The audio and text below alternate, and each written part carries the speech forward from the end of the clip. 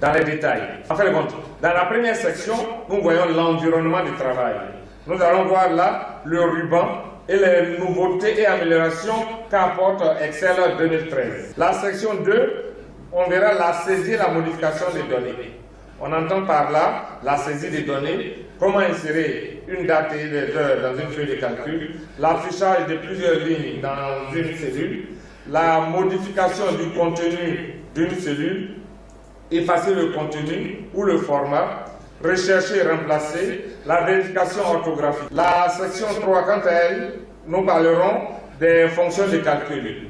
On verra l'incontournable fonction si, les fonctions si avec et ou et non, la fonction si, les fonctions si imbriquées, les fonctions conditionnelles, la fonction date, les fonctions heure, la fonction texte, la fonction de conversion, les fonctions financières, les tables de consultation et fonctions de recherche, la consolidation des tables à double entrée.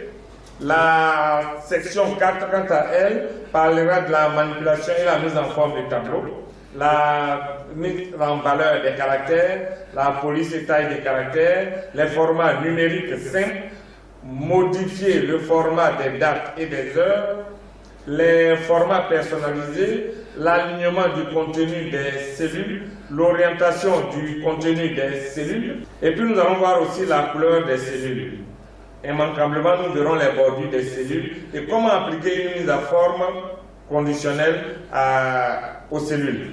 La gestion des mises en forme conditionnelles, les styles des cellules, l'application d'un thème, la création et la personnalisation d'un thème au niveau d'Excel. Voilà, ça fait un peu long, mais il y a beaucoup de travail. Dans la section 5, nous verrons les représentations graphiques. On va commencer par la création des graphiques, la mise en forme des graphiques, l'insertion d'objets graphiques, la gestion des objets graphiques. La 6, nous parlons de la simulation des outils d'analyse. C'est là que nous allons voir les tableaux et graphiques croisés. Nous parlerons aussi des valeurs cibles, des incontournables solveurs et la gestion des scénarios, la vérification des erreurs, l'évaluation des formules.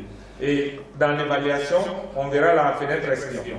La dernière section, qui est la section 7, nous verrons le travail collaboratif et les fonctions avancées diverses. C'est-à-dire la protection de votre classeur, la protection des cellules, le partage d'un classeur, le suivi des modifications d'un classeur, la fusion du classeur, finaliser un classeur et puis la signature numérique.